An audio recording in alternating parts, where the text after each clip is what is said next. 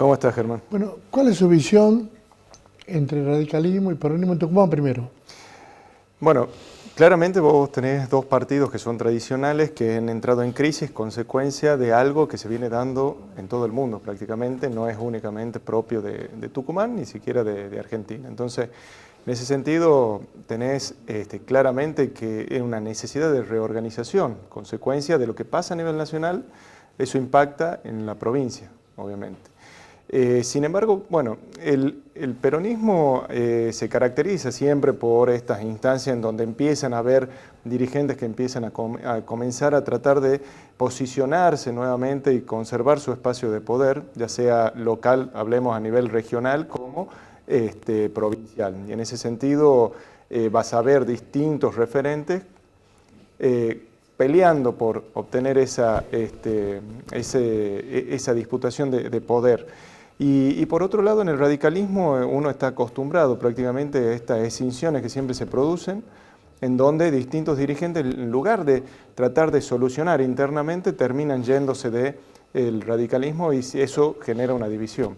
Lo hemos visto en el 2000 a nivel nacional, obviamente que hoy tampoco es la excepción, y hay que tener en cuenta que en la actualidad, con la hipervinculación que existe a través de los medios de comunicación, sumale hoy en día se plantea esta situación en donde se le exige demasiado a la democracia. Hay una teoría que se llama teoría de la democracia compleja.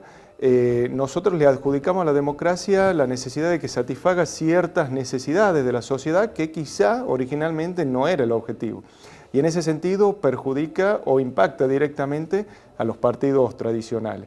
Y el hecho de que no exista una militancia interna, una vida democrática interna en los partidos políticos, ya sea de formación, de elecciones internas, de debate, etcétera, termina desembocando en las situaciones que vemos a nivel local de la necesidad de preservar un sistema como el acople para poder tener esa posibilidad de candidatearse y por otro lado, obviamente, esta falta de vida partidaria. Ahora, si uno mira lo que ha pasado en Tucumán, desde la época de Alperón se entreveraron peronistas y radicales, ¿no? Sí, también eso ha sido consecuencia, creo yo, de esa crisis, de esa identidad que tenían estos partidos tradicionales. Hoy en día, fíjate que también vamos a nivel nacional. Juntos por el Cambio era una aglomeración de distintos partidos, una coalición de distintos partidos.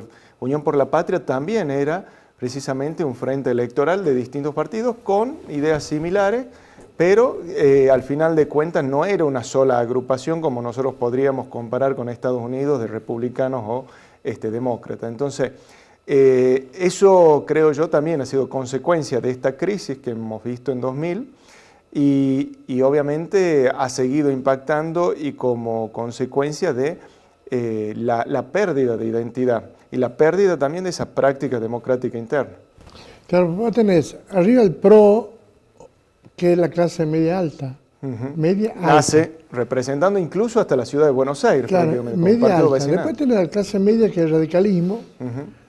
Lógicamente ellos están ahí. Y después la clase media baja, que es el peronismo. Y de ahí viene esta cuestión ascendente que tiene el peronismo, donde el de abajo se va a medio, se hace antiperonista, bueno. Y el mismo radical incluso también a veces cae en esa el radical de la pobreza va al peronismo. E incluso discute con las clases altas. El radical se mimetiza más con la clase alta que con el peronista. Exactamente. Bueno, originalmente las bases fundacionales de cada una de estas corrientes han sido, como vos bien decís, la clase media por un lado y la clase trabajadora, como le dice el justicialismo, por el otro. Entonces, pero eso ha quedado obviamente ya totalmente difuminado y en este sentido, fíjate cómo el Partido Libertario de Javier Milei empieza también a representar sectores de la población que uno podría identificarlo directamente con el peronismo y en ese sentido la lógica con la que tenemos que mirar también la dinámica de los partidos políticos sería diferente. Hoy vamos más hacia un personalismo, con lo cual eso también te genera que a nivel nacional el peronismo esté en este momento tratando de encontrar una figura que lo aglutine y que le permita actuar de forma vertical. Cuando se dice que es una crisis terminal, que algunos plantean del peronismo, no ha sido la primera vez que ha pasado esto, cuando gana Mauricio Macri también existió esa situación en donde no se sabía quién iba a suceder Cristina Claro. Fernández y termina apareciendo Alberto Fernández con Cristina Fernández, pero se terminan encolumnando detrás de eso. O sea, siempre aparece en alguna figura, y creo no solamente en el justicialismo, sino que también en el radicalismo, en la oposición, aparece alguien. Y Javier Milei empieza también a generar un cambio en cómo tendríamos que leer, ya no quizás peronismo, antiperonismo, sino podríamos llegar a esta dicotomía entre izquierda y derecha, en donde Milei trata de acercarse a sectores del PRO, sectores del radicalismo que puede estar más afín a él, sectores del radicalismo que se apartan y tratan de formar otro tipo de coalición, el peronismo incluso tratando de encontrar también esa nueva identidad quizás, en donde encontrás distintos actores, como por ejemplo Kicillof, y tenés otros gobernadores como el de Córdoba o Tucumán, que son un sector quizás desde el punto de vista ideológico un poco más conservador.